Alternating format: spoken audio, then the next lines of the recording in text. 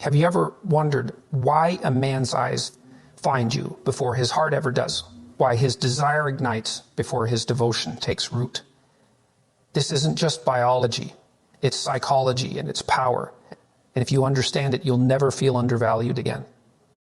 So many women confuse lust for love, or worse, feel ashamed of being desired. But the truth is, lust isn't a weakness. It's the gateway. It's how a man's attention begins. Love comes later, but only when you hold your ground, embrace your worth, and guide his instinct into something greater. A man's attraction often begins before he even knows your name. He sees you, he notices you, and in that moment, something primal activates. This is not about disrespect. It's about biology and thousands of years of evolution guiding his first response. Men are wired to notice, to seek, and to pursue based on what immediately captures their attention. And most often that is visual. It's your presence, your energy, the way you carry yourself. It's not just your body, it's the signal you give off without saying a word. This is why lust happens first. It's not a flaw in men, and it's not a reflection of your worth being reduced to appearance. It's simply the way the male brain is designed to operate. Respond first to what it sees, then slowly unravel what it means. But here's the critical truth. Just because he notices you for one reason doesn't mean that's the only reason he'll stay. That's where your power as a woman lies. You must stop seeing lust as the end of the story. It's only the first chapter. And what happens in the following pages depends on the substance you bring. Yes, he may be drawn to the curve of your smile or the confidence in your walk, but what captures his soul is the way you speak truth, the way you hold boundaries, the way you don't crumble just because he looked at you with fire in his eyes. A man may lust for you at first because that's the part of him that acts fastest. Then that's his instinct. It's raw, it's real, but it's not yet deep. That's why so many women get hurt. They confuse that initial intensity for something lasting. But intensity and intimacy are not the same. Lust burns hot and fast. Love takes root slowly like a seed. And here's where the dynamic shifts. When you know that lust is only the beginning, you stop giving your heart to someone who hasn't earned it. You stop interpreting attention as affection. You recognize that his desire is not a guarantee of his loyalty. And in doing so, you reclaim your emotional strength. Men may notice you quickly, but that doesn't mean they truly see you. Seeing takes time, seeing takes presence, seeing takes respect. And while lust can pull him in, it is only when he realizes that you are more than what he first imagined, that you are thoughtful, grounded, wise, and not willing to bend for temporary thrills, that he begins to feel something more. That shift from noticing to seeing, from wanting to respecting, is what separates men who are passing through from men who are ready to stay. And the key to that transformation is not found in how you please him. It's in how you carry yourself. You see, women have been trained to believe that being desired is enough, but desire without depth is hollow. And a woman who understands this walks differently. She doesn't try to amplify lust. She doesn't seek to be seen just for her body. Instead, she allows the natural desire to rise without letting it dictate her value. She doesn't fear being wanted, but she doesn't collapse under the weight of that want either. She lets it be what it is, a signal, a spark, a moment. Thus she watches. Does he lean in to know her deeper? Does he try to understand her mind, her world, her heart? Or does he just orbit around the physical? The woman who understands a man's wiring also understands their worth. She doesn't shame him for being drawn to her, but she doesn't reward him too quickly either, because she knows this. The easier it is to get everything from you, the less likely he'll dig to discover anything about you. Men pursue what they perceive as valuable, and value is always reinforced by what's not immediately available. This doesn't mean playing games. It means having standards. It means honoring yourself enough to say, I know why you're here, but you'll need to go deeper if you want to stay. When a man first lusts after you, it's not about love. It's about curiosity, hunger, fascination. And there's nothing wrong with that. But if he never moves beyond it, then you have your answer. You are not here to be consumed. You are here to be seen, cherished, and deeply known. Lust might bring him to the door, but your presence and power will determine whether he knocks with respect or just tries to push his way in. You cannot stop men from feeling lust. That's not your job. Your role is to decide what that lust leads to. You are not powerless in this dynamic. You are the compass. You show him whether the path ends at the surface or whether it wins into something sacred. If you don't see your own value, you'll mistake his hunger for love. But if you stand in your worth, you'll see clearly. Lust is just his first language. Love is a language he learns only when you make space for more than just his instincts. You teach him how to love by showing him what is worth loving.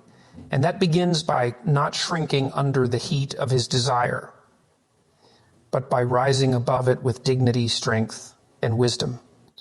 In the end, remember this: a man's eyes might find you before his heart does. That's normal. That's human. But whether his heart ever opens to you will depend on what you require, what you reflect, and how you rise. Be the woman who's not afraid of being noticed, but refuses to be defined by it. Because when lust is met with value, it has the chance to evolve. And when it evolves, that's when love is born. Lust is a signal, not a strategy. It's a spark, not a blueprint. Yet so many women misinterpret it. When a man shows intense desire, it's easy to feel validated, seen, wanted, even adored.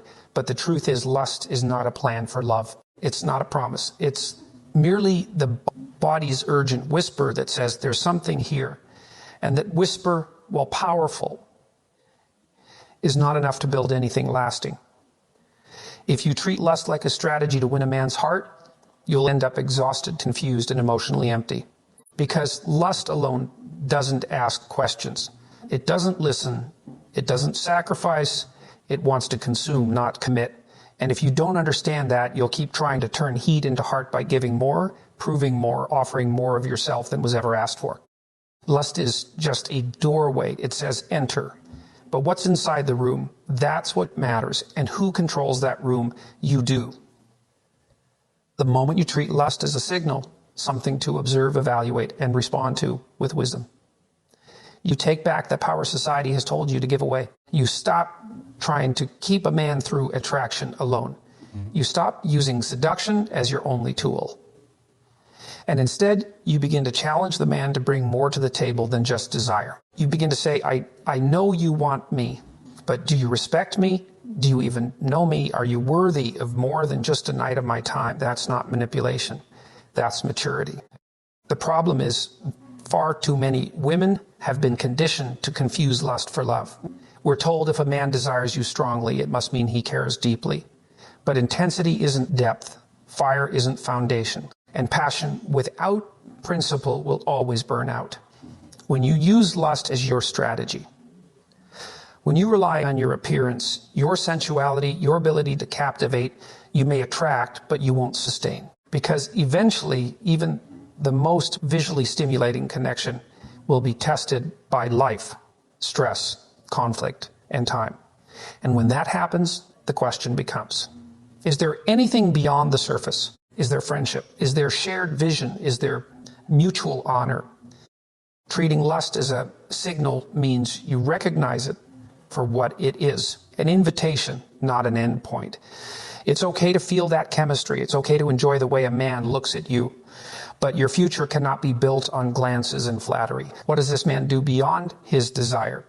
Does he listen to you? Does he respect your time? Does he show up when it's inconvenient? Is he consistent? These are the real signals of love, not the heat of the moment, but the weight of his actions. And if all he brings is lust, it's not your job to educate him into love. He has to choose to grow into that on his own. This is where many women lose themselves. They try to take that initial spark and build a fire out of it all by themselves. They compromise. They chase. They overinvest.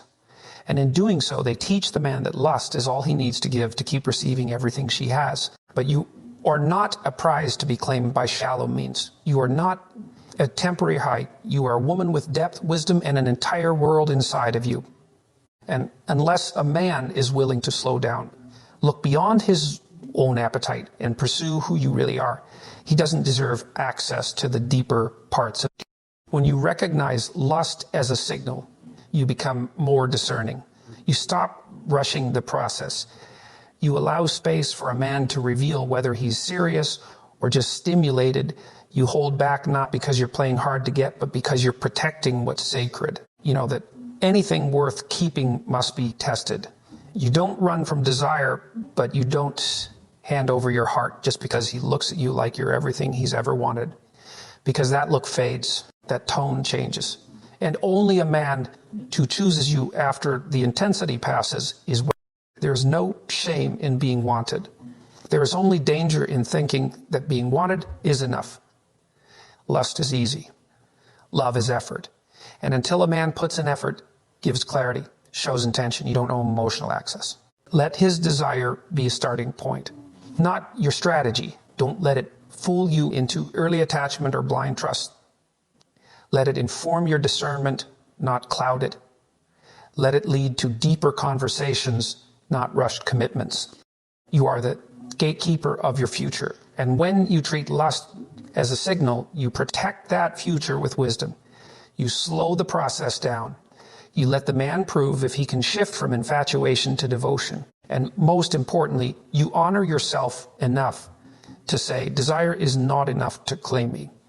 You must earn the right to love me. That's how you go from being a moment in his life to a woman who changes it. Depth requires time and standards. That's not a suggestion, that's a law of lasting love. You cannot microwave connection. You cannot rush what must be earned. And yet, in today's fast-paced world, where relationships are often built on quick texts, instant chemistry, and shallow validation, many women are pressured to believe that giving more and waiting less will secure a man's affection. But that's not how real love works. That's how temporary attention works. That's how fleeting moments operate. And if you want depth, if you want something that survives storms, silence, and seasons, you must anchor yourself in this truth. Nothing deep grows in a hurry, and no man learns to value a woman who doesn't value herself first. The path from lust to love is not paved with speed. It's paved with standards. It's in what you say no to. It's in what you walk away from. It's in how long you're willing to wait before you let someone into the sacred spaces of your heart and body. And here this clears your standards are not walls, they're filters. They don't block love, they protect it. Because any man can say the right words when he's motivated by desire, but only a man with true intention will meet your standards when desire isn't enough. He will rise when shortcuts aren't allowed. He will stay when effort is required. You must stop believing that being easy to please will make him stay. You must stop believing that lowering your expectations makes you more lovable. It doesn't. It makes you easier to use, and you are not here to be used. You are here to be chosen. Standards are not a burden. They are a mirror. They reflect your self-worth. They show the world what you believe you deserve. And when you enforce them, you teach others how to treat you. You teach a man whether you are a passing thrill or a lasting presence. You teach him whether you're looking for a night or building a life. Time reveals character. Time exposes truth. Anyone can be charming for a few days or weeks. Anyone can pretend. Anyone can make promises in the heat of attraction. But depth, true emotional connection, real love. It requires consistency over time. It requires effort after the initial thrill fades. It requires communication when it's no longer convenient. And the only way to know if a man is capable of that kind of depth is to let time do its work and let your standards speak clearly. Women often ask, how do I know if he really loves me? Here's the answer. Watch how he behaves when he doesn't get what he wants right away. Watch how he handles your boundaries. Watch how he responds when you say, not yet. I need more than words. That moment is everything. That moment tells you whether he's invested in you or just in what he can get from you. And if he walks away, good, let him walk. because the man who truly sees your value will stay. He will adjust. He will work. He will rise to meet you where you are, not pull you down to where he wants you. Men don't fall in love with easy. They fall in love with effort, not because love should be difficult, but because what comes with no cost is often treated with no care. A man must feel that earning your heart means something, not in a manipulative way, but in a dignified way. He must feel that you are not auditioning for his love. You are discerning whether he deserves yours. That is not pride. That is power. That is the kind of woman who doesn't beg to be chosen. She chooses herself first, and in doing so, teaches others to rise to her. You see, love built without time is like a house without a foundation. It may look good for a while, but it will collapse under pressure. And love without standards is like a contract with no terms. It invites confusion, imbalance, and eventually. But when you combine time with clear, unwavering standards, something remarkable happens. You begin to attract men who are emotionally mature. You begin to repel the ones who want shortcuts. You begin to build a bond that is based not on fantasy, but on shared values, mutual respect, and tested commitment. Don't fall for the illusion that urgency means importance. Just because something is intense doesn't mean it's meaningful. You must learn to sit in the uncomfortable silence of patience. You must resist the urge to speed up a process that was meant to. You must protect your emotional space like the sacred ground it is. Because the right man won't ask you to compromise your standards. He'll admire them, he'll respect them, and most of all, he'll meet. There's a powerful peace that comes from knowing you don't have to rush love, that you don't have to prove yourself to be worthy, that you don't have to bend your boundaries to be seen. The love you want, the kind that's deep, unwavering, and real, can only exist in the space where time and standards are allowed to do their work. So be patient. Stand firm. Don't fear being alone. Don't chase connection. Build it slowly, deliberately, and with discernment. Because when a man is given time to see your worth, and when he is required to rise to your standards, something transformative happens. Lust evolves. Infatuation matures, and love, not just desire. And that's when you stop being just someone he wants and become someone he never imagined living without. What you allow is what you teach. It's one of the most powerful truths in relationships and one of the most overlooked. Every time you excuse poor behavior, you're teaching him that you'll tolerate it. Every time you stay silent when your needs aren't met, you're teaching him that your needs are optional. Every time you accept inconsistency, mixed signals, emotional distance, or vague intentions, you're not just being understanding. You're giving a silent permission slip that says, this is okay. And once that pattern is established, it's hard to break. Because men, like anyone, learn not by what you say, but by what you allow. You are always training the people in your life how to treat you. Not through speeches or ultimatums, but through your daily responses, through your choices, through the boundaries you enforce. And when you lower your standards to avoid conflict or stretch yourself, then just to be chosen, you are teaching a man that your love is for sale at the cost of your self-respect. This is not about being rigid or harsh. It's about, because love without clarity becomes chaos, and relationships without standards become survival games where you're constantly trying to earn what should be freely giving: respect, effort, consistency, and care. Too many women fall into the trap of trying to be the exception. They see red flags and think, I can love him past this. I can show him how valuable I am. He'll change once he sees I'm different. But here's the hard truth. You're not changing him. You're coaching him on how little he has to do to keep you. You're reinforcing the behavior you wish would stop. You're showing him that emotional neglect still gets rewarded with your presence. And that's a dangerous place to live, because the longer you stay, the harder it becomes to leave. The longer you justify the bare minimum, the more disconnected you become from your own worth. This is why self-respect must lead the way. Not self-righteousness, not ego, but healthy, grounded, unshakable self-respect. The kind that says, I don't need to fight for basic decency. I don't need to remind you what it means to be consistent.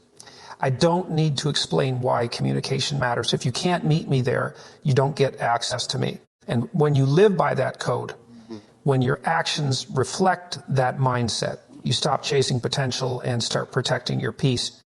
Many women are afraid to draw that line because they think it will scare men away. And guess what? It will, but only the wrong ones. The right man is not intimidated by your standards. He's inspired by them. He doesn't see your boundary as a challenge. He sees them as a guide. He's not turned off by your clarity. He's drawn to it. Because a man who is ready to love a woman deeply doesn't want to guess how to treat her. He wants to be led into truth by a woman who knows herself and honors herself. What you allow once becomes a precedent. What you allow twice becomes an expectation. And what you allow repeatedly becomes your identity in that relationship.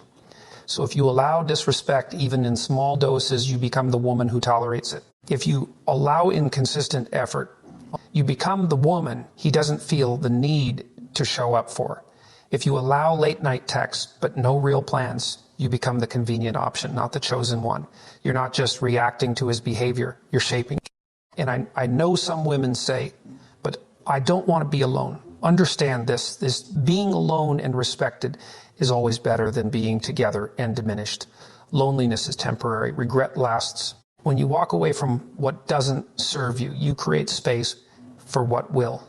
But if you keep filling that space with men who drain you, disrespect you, or delay you, you block the very thing your soul is craving.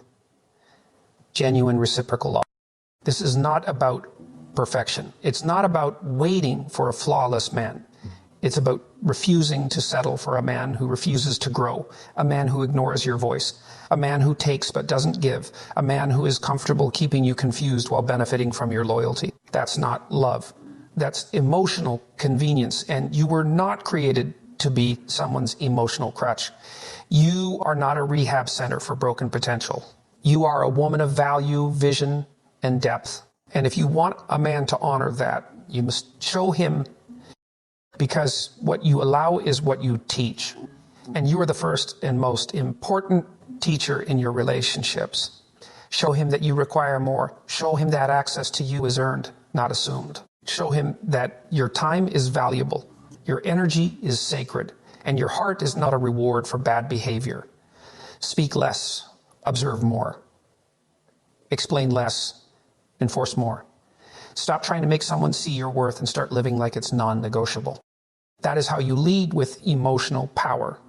That is how you protect your future. And that is how you shift from being wanted to being deeply, irrevocably valued.